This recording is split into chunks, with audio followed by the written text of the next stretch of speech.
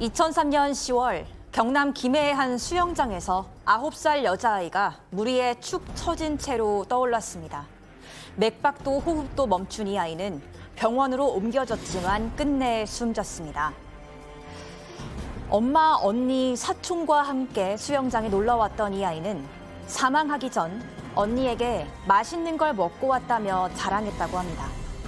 그렇게 즐거운 물놀이를 즐기던 아이가 갑작스레 사망한 채 발견된 겁니다.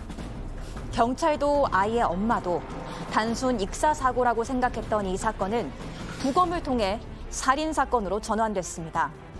유력한 용의자로 지목된 사람은 다름 아닌 아이의 엄마. 아이의 엄마가 정말 자신의 딸을 살해한 걸까요? 오늘 사건연구소는 친딸 독극물 살해 사건을 파헤쳐 봅니다. 자, 2003년 있었던 사건입니다. 자, 엄마, 그리고 9살 여자아이, 그리고 9살 여자아이의 언니, 그리고 사촌들. 이렇게 수영장, 경남 김해의 한 수영장, 동네 수영장에 갔습니다. 거기서 벌어진 사건이에요.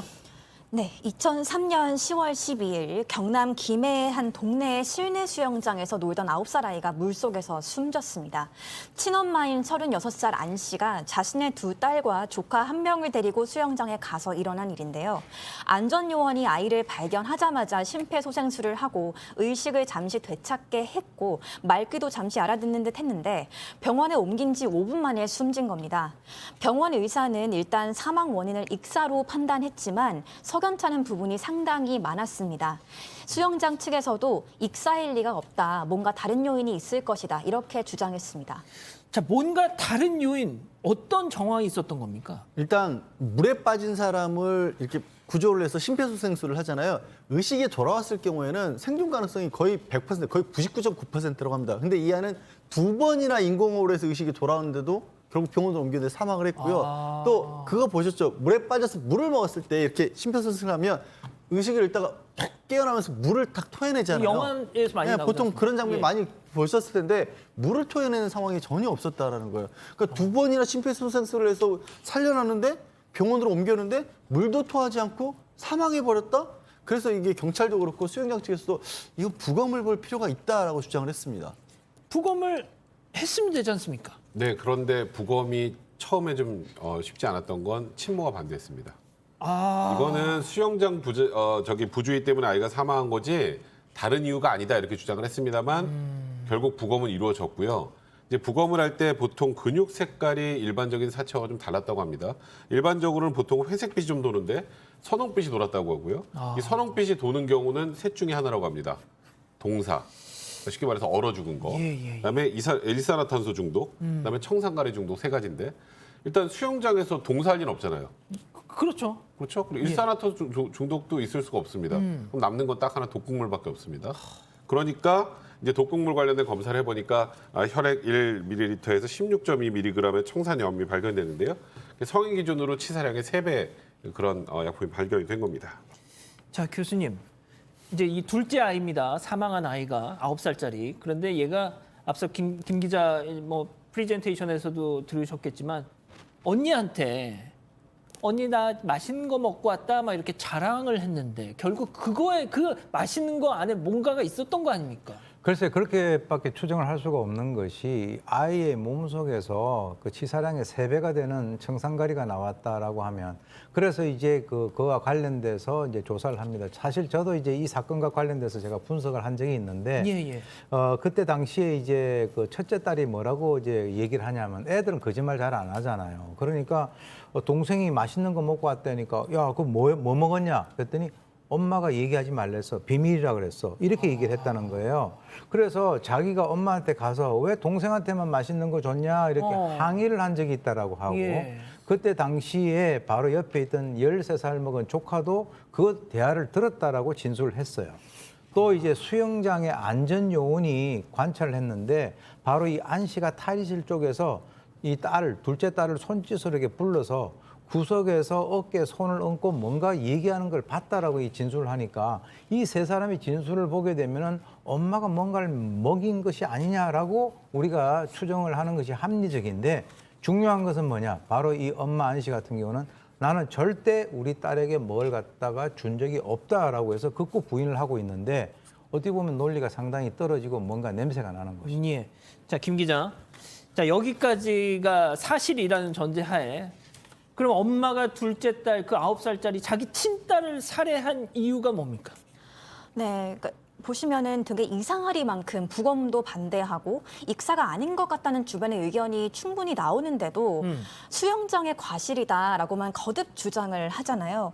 그런데 알고 보니까 이 해당 수영장은 고객이 안전사고로 사망할 경우에 1억 원, 최대 1억 원의 보험금을 지급하는 그런 보험에 가입돼 있었다고 합니다. 잠깐만요. 그러면은 결국 보험금을 노린 범죄? 네, 그렇게 경찰은 추정을 시작하게 됩니다. 예. 그래서 거기다가 또 이상한 거는 안 씨가 이 아이의 사망 바로 전날에 상해보험에 가입한 정황이 또 밝혀지게 되는데요. 아이가 사망한 게 일요일입니다.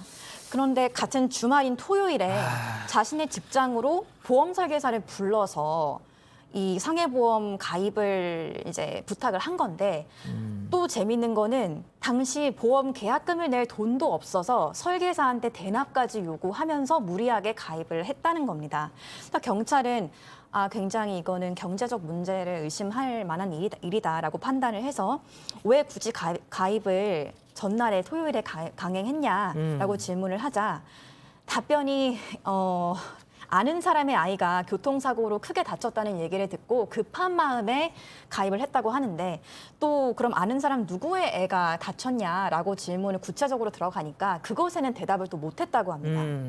그런데 또 그렇게 보면은 왜 사망보험이 아니고 상해보험에 가입했을까라고 궁금해서 봤는데 이 상법에 따르면 15세 미만 아이에 대해서는 사망보험 계약을 함부로 할 수 없다고 합니다.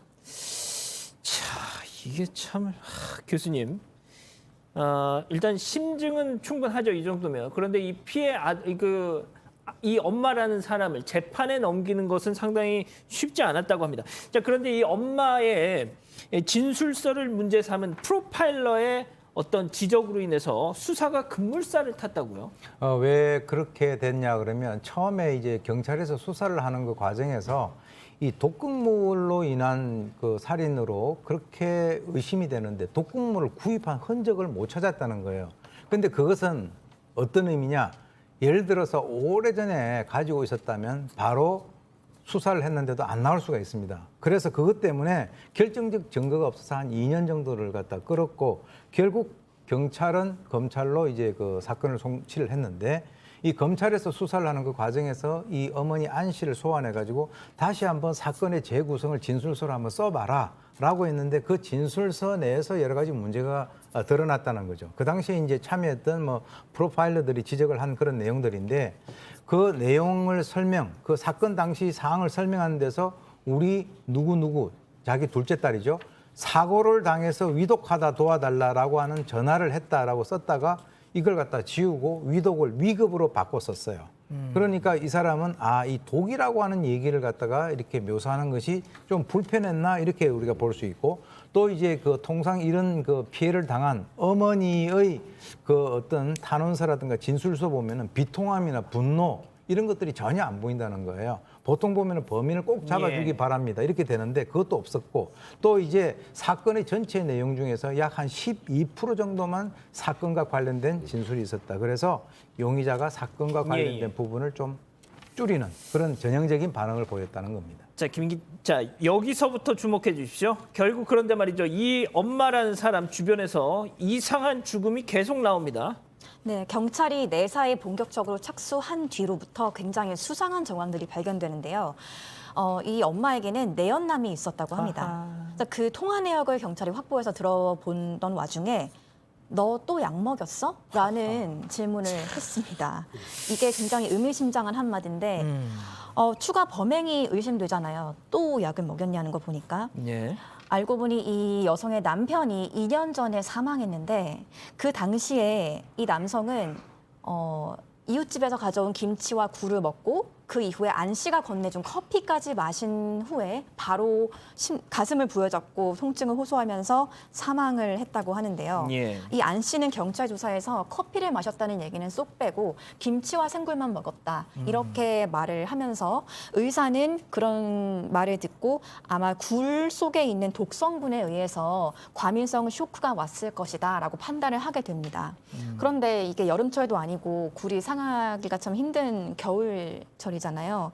근데 안 씨는 또 남편의 시신을 바로 화장해 버렸기 때문에 더 이상의 수사를 할 수는 없었다고 합니다. 알겠습니다. 자, 그런데 바로 그 남편에게도 보험을 들은 것이 확인이 됐고 결국 보상금까지 받았습니다.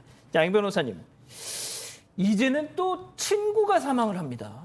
남편이 그렇게 사망하고 7개월 뒤에 이 안 씨가 친구를 만나고 헤어졌는데 10분 뒤에 친구가 갑자기 얼굴이 파랗게 변하고 경련을 일으키면서 가슴을 부여잡고 쓰러진 겁니다. 하하. 사망을 한 거예요. 근데 사망 원인은 급성 심근경색인데 아무래도 이게 부검의가 봤을 때는 약물 중독처럼 보인다라는 겁니다. 증상이 청산가리를 먹었을 때와 똑같은 증상을 보였던 거예요. 근데 이거를 뭐 보자는 게 아니라 경찰이 보니까 이 친구 이름으로 안 씨가 보험을 가입해놨던 겁니다.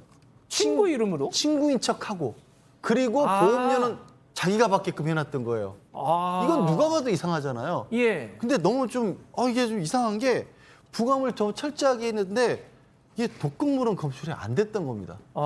그리고 이 경우에도 보험을 친구 이름으로 드러났다는 것은 친구의 장례식을 치른 지 한참 지나서 또 있었기 때문에 다시 한번 또 이 더 추가 수사하기는 어려운 상황이어서 결국 그때는 사무소 위조하고 사기죄로만 기소를 할 수가 있었던 거예요. 자, 정리하겠습니다. 둘째 딸, 그리고 남편, 그리고 방금 들으신 친구. 일단 이 주변에 3사람이 사망했습니다. 재판부의 판단은 어땠습니까? 일단 남편과 친구의 죽음은 뭐 사실상 미궁 속으로 빠질 수밖에 없었지만 이 딸의 죽음과 관련해서는 굉장히 유력한 뭐 정황 증거로 사용됐다고 판단이 됩니다.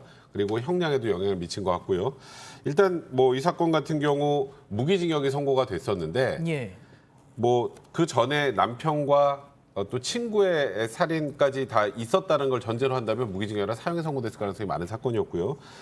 이 당시에 이제 증거가 좀 부족한 상황에서 뇌파 검사의 증거력을 인정해서 영장을 발부했던 최초의 사건이었습니다. 그러니까 내 눈에 익숙한 게 보이면 뇌파 반응이 나는 것을 보고 예. 어떤 뭐 예를 들어서 요구르트나 뭐 빵이나 이런 여러 가지 보는데 요구르트에서 반응이 일어나고 어떤 마트에서 하는지 그 마트 사진에서 반응하고 이런 것들이 정황 증거로 사용이 돼서 결국 무기징역이 선고됐고 지금 현재 청주 여자교도소에서 복역 중입니다. 자, 지금 딱 우리 가족 여러분들도 말씀하십니다. 2003년에 이 사건이 있었고 2005년도에 여러분 다 아시는 그 엄여인 보험 살해, 친정 식구들 자기 남편 살해한 그 엄여인 사건이 있었습니다.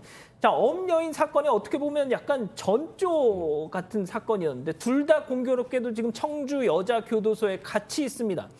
교수님, 이 엄여인 사건이 워낙 엄청났기 때문에 그 2년 전에 있었던 이 사건이 상대적으로 좀 초라해 보일 정도입니다. 예, 묻혔죠. 어떻게 보면. 그래서 지금 이제 여성 범죄의 특징 중에 하나가 이제 독극물 사용한다라고 하는 것을 이제 좀 우리가 교과서에서 얘기를 하고 있는데 실제로 이제 남편과 친구의 그 사안도 만약에 유죄 판결을 받을 수 있는 핵심적인 증거를 확보를 했었더라면 유죄 판결로 우리가 갈 수가 있었었는데 사실 그 사건들을 보게 되면 아주 교묘하게 잘 빠져나가지고 결국은 이러한 학습 효과로 인해서 자기의 딸까지 마술을 뻗친 것이 아닌가 이렇게 생각이 들고요.